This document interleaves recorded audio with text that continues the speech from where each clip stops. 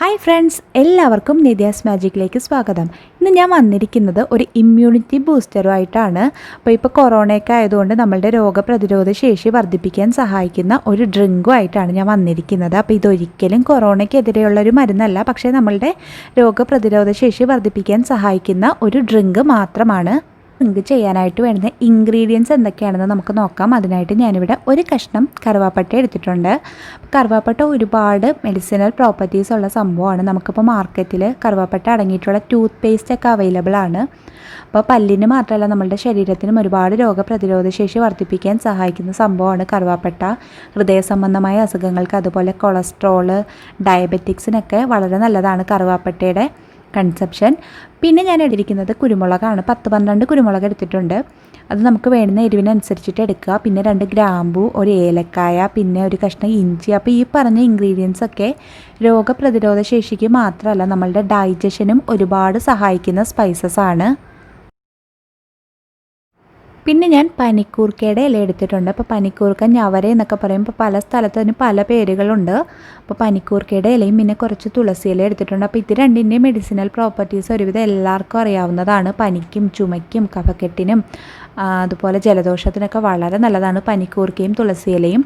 നമ്മൾ കുഞ്ഞുങ്ങൾക്കൊക്കെ പനി വരുമ്പോൾ സാധാരണ പനിക്കൂർക്ക പിഴിഞ്ഞു കൊടുക്കാറുണ്ട് പനി മാറുന്നതിനായിട്ട്. അപ്പോൾ അത് രണ്ടും ഞാൻ എടുത്തിട്ടുണ്ട്. പിന്നെ ഒരു നാരങ്ങയുടെ പകുതി എടുത്തിട്ടുണ്ട്. പിന്നെ ഞാൻ എടുത്തിരിക്കുന്നത് പെരിഞ്ജീരകമാണ്. അപ്പോൾ പെരിഞ്ജീരകത്തിന് ഒരുപാട് ഔഷധ ഗുണങ്ങളുണ്ട്. നമ്മളുടെ ബ്ലഡ് പ്രഷറൊക്കെ റെഗുലേറ്റ് ചെയ്യാൻ ഒരുപാട് സഹായിക്കും. ഹൈ പ്രഷർ ഉള്ളവർ അത് കഴിക്കുന്നത് നല്ലതാണ്. പക്ഷേ ലോ പ്രഷർ ഉള്ളവർ അത് അത്രയ്ക്ക് അങ്ങോട്ട് കഴിക്കാത്തതാണ് നല്ലത്. കാരണം പ്രഷർ വല്ലാതെ അങ്ങോട്ട് ലോ ആയി പോകും. അപ്പോൾ അത് നോക്കിയിട്ട് വേണമെന്നുണ്ടെങ്കിൽ മാത്രം ചേർത്ത് കൊടുത്താൽ മതി. അപ്പോൾ അത് ഓപ്ഷണലാണ് പെരിഞ്ജീരകം.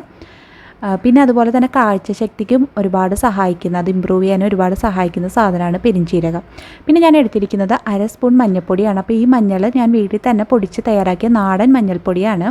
അപ്പോൾ കടയിൽ നിന്ന് വാങ്ങിയ മഞ്ഞൾപ്പൊടിയാണെങ്കിൽ അത് ഒഴിവാക്കുന്നതാണ് നല്ലത്. കാരണം അതിൽ ഒരുപാട് പ്രിസർവേറ്റീവ്സ് ചേർത്തിട്ടുണ്ടാകും. അപ്പോൾ അതിന് പകരം ഒരു കഷ്ണം മഞ്ഞൾ എടുക്കുന്നതാണ് നല്ലത്. അപ്പോൾ നാടൻ മഞ്ഞൾ തന്നെ എടുക്കുക. ഉള്ള ഇൻഗ്രീഡിയൻറ്റ് ഓപ്ഷണലാണ്. നമുക്കിതിൻ്റെ ഒരു മധുരം വേണമല്ലോ. അപ്പോൾ അതിനായിട്ട് നമുക്ക് ഒന്നിൽ ശർക്കര യൂസ് ചെയ്യാം, ഇല്ലെങ്കിൽ തേൻ യൂസ് ചെയ്യാം. ഞാനിപ്പോൾ ഇവിടെ കരിപ്പൊട്ടിയാണ് എടുത്തിരിക്കുന്നത്. നമുക്ക് വേണ്ടുന്ന മധുരത്തിനനുസരിച്ചിട്ട് കരിപ്പൊട്ടി ചേർത്ത് കൊടുക്കാം. കാരണം അതും ഒരുപാട് മെഡിസിനൽ വാല്യൂസ് ഉള്ളൊരു സംഭവമാണ്. നമ്മൾ എടുത്തു വെച്ചിട്ടുള്ള ഇൻഗ്രീഡിയൻസ് ഒക്കെ ഒന്ന് ക്രഷ് ചെയ്തെടുക്കണം. എല്ലാ ഇൻഗ്രീഡിയൻസും വേണ്ട. നാരങ്ങയും മഞ്ഞപ്പൊടിയും അതുപോലെ തന്നെ കരിപ്പൊട്ടിയും ആവശ്യമില്ല. ബാക്കി നമ്മൾ എടുത്തു വെച്ചിട്ടുള്ള എല്ലാ ഇൻഗ്രീഡിയൻസും അതിലേക്ക് ഇട്ടിട്ട് നമുക്ക് ജസ്റ്റ് ഒന്ന് ചതച്ചെടുക്കാം. ഒരുപാട് അങ്ങോട്ട് അരയേണ്ട, ജസ്റ്റ് ഒന്ന് ചതച്ചെടുത്താൽ മതി. അപ്പോൾ മിക്സിയിലിട്ട് ചെയ്യാതിരിക്കുന്നതാണ് നല്ലത്. അല്ലെങ്കിൽ നമ്മൾ ഡയറക്റ്റ് തന്നെ വെള്ളത്തിലേക്ക് ഇട്ട് കൊടുക്കുക. അപ്പോൾ മിക്സി ഒഴിവാക്കുക. ഇതുപോലെ ഒന്ന് ജസ്റ്റ് ഒന്ന് ചതച്ചെടുത്താൽ മതി. എന്തെങ്കിലും ഒരു വെയിറ്റ് വെച്ചിട്ട് ക്രഷ് ചെയ്തെടുത്തിട്ടുണ്ട്. അപ്പോൾ ഒരുപാട് അങ്ങോട്ട് അരഞ്ഞു പോയിട്ടില്ല കേട്ടോ, ജസ്റ്റ് ഒന്ന് ചതച്ചെടുത്തിട്ടേ ഉള്ളൂ. അതിപ്പോൾ റെഡിയാണ്. ഇനി നമുക്ക് എങ്ങനെയാണ് ഈ ഡ്രിങ്ക് തയ്യാറാക്കുന്നതെന്ന് നോക്കാം. ഒരു പാത്രം വെച്ച് കൊടുത്തിട്ടുണ്ട്. അതിലേക്ക് നമുക്ക് 3 ഗ്ലാസ് വെള്ളമാണ് ഞാൻ എടുക്കുന്നത്. അപ്പോൾ 3 ഗ്ലാസ് വെള്ളം വെച്ചാൽ നമുക്ക് 1.5 ഗ്ലാസ് കാപ്പിയാണ് തയ്യാറാക്കാൻ പറ്റുന്നത്. അപ്പം വെള്ളം വറ്റിച്ചാണ് നമ്മളിത് റെഡിയാക്കി എടുക്കുന്നത്. ചെറുതായിട്ട് ബബിൾസ് വരാൻ തുടങ്ങിയിട്ടുണ്ട്. ഈ ടൈമിൽ നമ്മളിപ്പോൾ ചതച്ച് വെച്ചിട്ടുള്ള ആ കൂട്ടുണ്ടല്ലോ അത് ചേർത്ത് കൊടുക്കാം. ചെറിയൊരു ബബിൾസ് വരാൻ തുടങ്ങുമ്പോൾ വേണം നമ്മൾ ചതച്ച് വെച്ചിട്ടുള്ള കൂട്ട് ചേർത്ത് കൊടുക്കാൻ. അപ്പോൾ അതിൻ്റെ കൂടെ തന്നെ നമ്മൾ എടുത്തു വെച്ചിട്ടുള്ള മഞ്ഞൾപ്പൊടിയും കൂടി ആഡ് ചെയ്ത് കൊടുക്കുക. കരിപ്പൊട്ടി ഇപ്പോൾ ചേർക്കണ്ട, ബാക്കി എല്ലാ ഇൻഗ്രീഡിയൻസും ചേർത്ത് കൊടുക്കാം. നമുക്ക് നാരങ്ങയും ചേർക്കണ്ട കേട്ടോ. ഇത് ചേർത്തിട്ട് ഒന്ന് തിളച്ച് വരാൻ തുടങ്ങിയിട്ടുണ്ട്. അപ്പോൾ ഇതിനി നമുക്കൊരു 10 മിനിറ്റ് അടച്ചു വെച്ച്, മീഡിയം ഫ്ലെയിമിൽ 10 മിനിറ്റ് അടച്ചു വെച്ച് വെയിറ്റ് ചെയ്യാം. വെള്ളമൊക്കെ ഒന്ന് വറ്റി വരട്ടെ. ഇപ്പോൾ 10 മിനിറ്റ് കഴിഞ്ഞിട്ടുണ്ട്. ഇനി നമുക്ക് ഇതിലേക്ക് നമ്മൾ എടുത്തു വെച്ചിട്ടുള്ള കരിപ്പെട്ടി ഉണ്ടല്ലോ അത് ചേർത്ത് കൊടുക്കാം.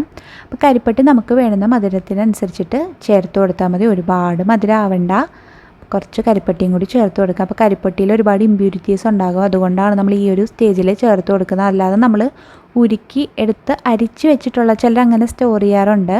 അപ്പോൾ അങ്ങനെ ഉണ്ടെങ്കിൽ ഇത് ലാസ്റ്റ് ചേർത്ത് കൊടുത്താൽ മതി. ഇതിപ്പോൾ നമ്മൾ ഇമ്പ്യൂരിറ്റീസ് ഉണ്ടാകുന്നതുകൊണ്ടാണ് ഞാൻ ഈ ഒരു ടൈമിൽ ചേർത്ത് കൊടുത്തത്. കാരണം നമ്മൾ ലാസ്റ്റ് ഇത് അരിച്ചിട്ടാണല്ലോ കാപ്പി എടുക്കുക.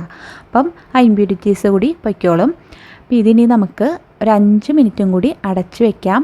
ആ കരിപ്പൊട്ടിയൊക്കെ നന്നായിട്ടൊന്ന് ഉരുകി വരട്ടെ. അപ്പോൾ ഒരു 5 മിനിറ്റ് കഴിഞ്ഞിട്ട് നമുക്ക് നോക്കാം. ഇപ്പോൾ 5 മിനിറ്റ് കഴിഞ്ഞിട്ടുണ്ട്. കണ്ടോ, വെള്ളമൊക്കെ നന്നായിട്ട് വറ്റി വന്നിട്ടുണ്ട്, നീർ പകുതിയായിട്ട് വന്നിട്ടുണ്ട്. കരിപ്പട്ടി നന്നായിട്ട് അലിഞ്ഞു വന്നിട്ടുണ്ട്. അപ്പോൾ ഇത് മതി കേട്ടോ. ഇതാണ് പരുവം. പകുതിയായിട്ട് നമ്മളുടെ വെള്ളം, നമ്മൾ ആദ്യം വെച്ചിട്ടുള്ള വെള്ളം വറ്റി വരണം. കരിപ്പട്ടി നന്നായിട്ട് അലിഞ്ഞു വന്നിട്ടുണ്ട്. അപ്പോൾ ഇനി ഇത് നമുക്ക് ഫ്ലെയിം ഓഫ് ചെയ്തിട്ട് ഒരു 5 മിനിറ്റ് കൂടി അടച്ചു വെച്ചേക്കാം. ഫ്ലെയിം ഓഫ് ചെയ്തിട്ട് 5 മിനിറ്റ് കൂടി അടച്ചു വയ്ക്കാം. അപ്പോൾ നാരങ്ങ നമ്മൾ ഇതുവരെ ചേർത്ത് കൊടുത്തിട്ടില്ല, നമുക്ക് ലാസ്റ്റ് ചേർത്ത് കൊടുക്കാം. നമുക്കിപ്പോൾ ഫ്ലെയിം ഓഫ് ചെയ്യാം. എന്നിട്ടൊരു 5 മിനിറ്റ് അടച്ചു വെച്ചതിന് ശേഷം ഇത് ഗ്ലാസ്സിലേക്ക് മാറ്റാം.